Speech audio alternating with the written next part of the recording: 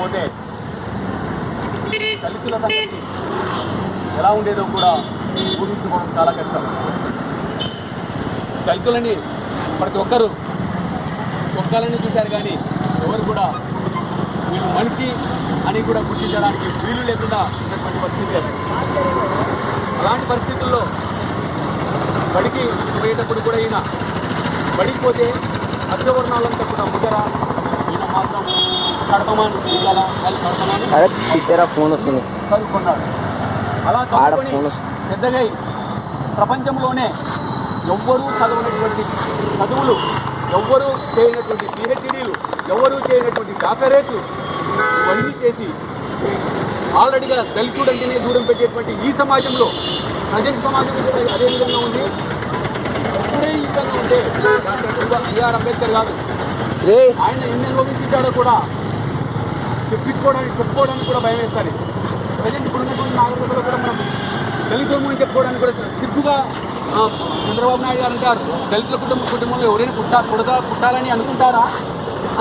అంటే నిజమే ఇది. ఎందుకంటే దళితులను ఎవరు కూడా మనిషిగా గుర్తించట్లేదు. కాబట్టి ఇలాంటి వ్యక్తి భారత రాజ్యాంగాన్ని రాసేటువంటి మేధాశక్తిగా ఎదిగాడంటే అది ఆశావాసినటువంటి విషయం కాదు.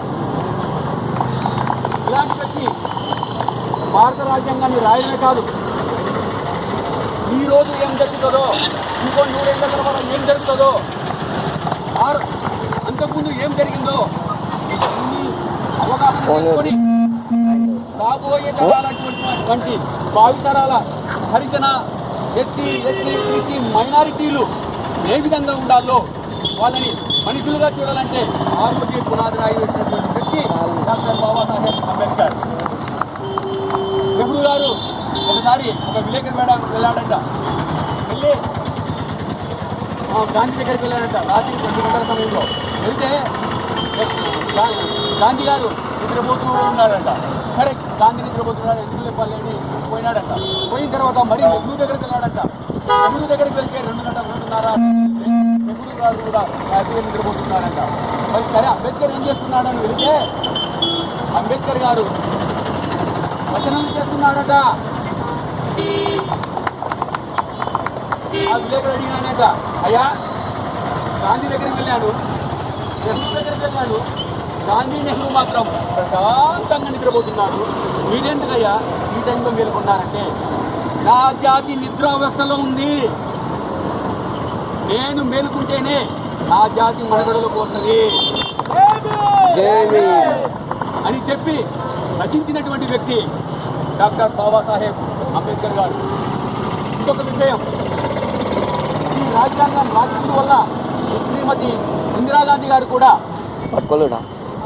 ఒక విధవ అయిన తర్వాత ఆమెను గుళ్ళెకు రానియడానికి కూడా నిరాకరించినటువంటి ఈ బ్రాహ్మణ ఆధిపత్య కోరు, అలాంటి బ్రాహ్మణ కుటుంబంలో పుట్టినటువంటి బ్రాహ్మణ మహిళని నువ్వు విధవవు, నువ్వు గుళ్ళోకి రాకూడదు అని శాసించినటువంటి నాయకులను, అలాంటి నాయకులకు బుద్ధి చెప్పే విధంగా భారత రాజ్యాంగంలో ఒక మహిళను కూడా ప్రధానమంత్రి చేసినటువంటి ఘనత డాక్టర్ బాబాసాహెబ్ అంబేద్కర్. అదేవిధంగా ఒక ధనవంతుడు కూడా ప్రధానమంత్రి కావచ్చు, ఒక పేదవాడు కూడా ప్రధానమంత్రి కావచ్చు, అదేవిధంగా ఒక చదువు రాని వాడు కూడా ప్రధానమంత్రి కావచ్చు అని దిశ నిర్దేశం చేసినటువంటి వ్యక్తి డాక్టర్ బాబాసాహెబ్ అంబేద్కర్ గారు. ఇలాంటి వ్యక్తి కోసం ఎన్ని చేసినా, ఈరోజు రాముడు ఉన్నాడో లేదో చెప్పలేం, కృష్ణుడు ఉన్నాడో లేదో చెప్పలేం, అల్లా ఉన్నాడో లేదో చెప్పలేం. ఈ రాముడు, కృష్ణుడు, అల్లా ఈ ముగ్గురు ఎవరైనా ఆపదలో ఉంటే కాపాడతారా అంటే నథింగ్ ఈజ్ ఇంపాసిబుల్. ఎవరు కాపాడతారంటే డాక్టర్ భీమ్రావ్ రామ్జీ అంబేద్కర్ గారు రాసినటువంటి రాజ్యాంగం కాపాడుతుందని మీకు తెలియజేస్తున్నా. ఒక స్టేషన్కి వెళ్ళినా, ఒక కోర్టుకు వెళ్ళినా, ఒక సమాజంలో ఏదైనా అప్రతిష్టలు జరుగుతున్నా, ఎక్కడ ఏమి జరిగినా కూడా ఒక ఎస్ఐ అంటాడు, ఒక సిఐ అంటాడు, ఒక డిఎస్పీ అంటాడు, ఒక కలెక్టర్ అంటాడు, ఒక పిఎం అంటాడు, ఒక సీఎం అంటాడు.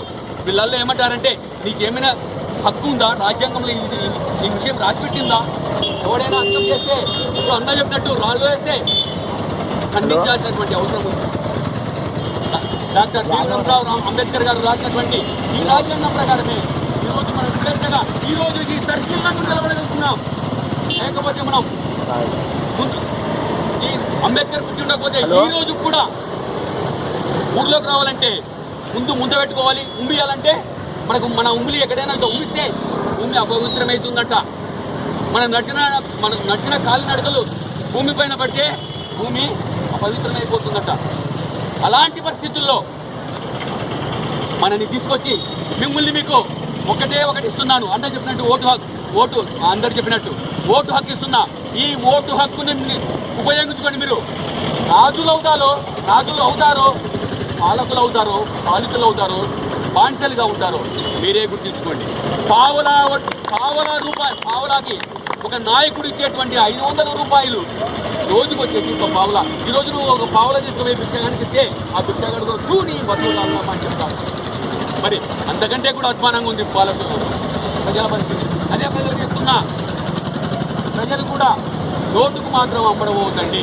ఈయన చాలా కష్టపడి తన ప్రాణాలను పణంగా పెట్టి ఓటు హక్కును తీసుకొచ్చాడు. ఈ ఓటు హక్కుకున్నటువంటి విలువను కాపాడండి. రూపాయి సరే ఒకసారి 500 ఇచ్చినాడు, నీ జీవితం ఏమన్నా బాగుపడితే నాకు 500తో జీవితం మారదు.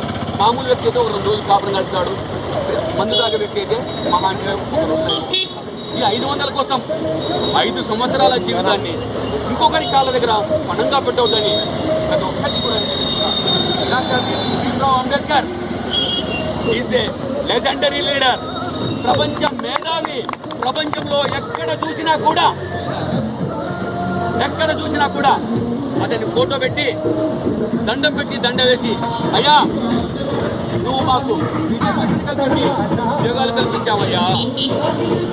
నిజంగా చెప్పాలంటే భారతదేశానికి బాహుబలి ఎవడంటే డాక్టర్ భీమరావు అంబేద్కర్.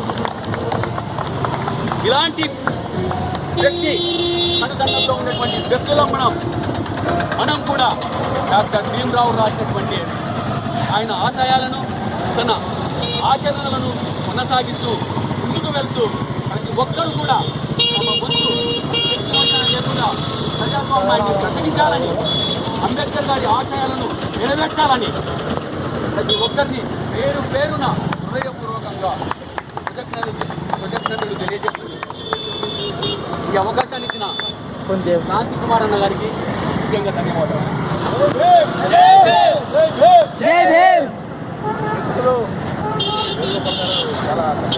లాల్ వాడు ఎక్కువసేపు పట్టిందంటే మనకి ఫోటోలు వీడియోలు తీయంగా అయితే మేము మాకు అలవాట్లేదు. నీకు పోతుంటే కొట్టడానికి దాంట్లో పోతుంటే బాగా అలవాటు.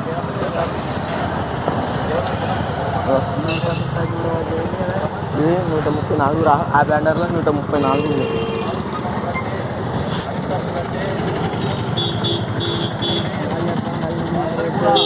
చెవు కసమే తాగుదామని ఉన్నాయా సింగాల మంది 10 రూపాయలు 20 నీకు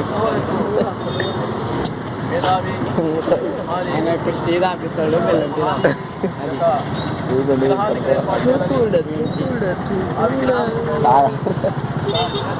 ఆ రోజు బండి మీద వచ్చి ఉంటే ఆ మధ్య కూర్చో తర్వాత నేను ఫోన్ చేస్తా తర్వాత ఫోన్ సర్లే నా నింటే బాగుంటుండే. అవును అదే నెంబర్ అల్లరే నువ్వు వస్తున్నావా లేనారో 3 గంటలకు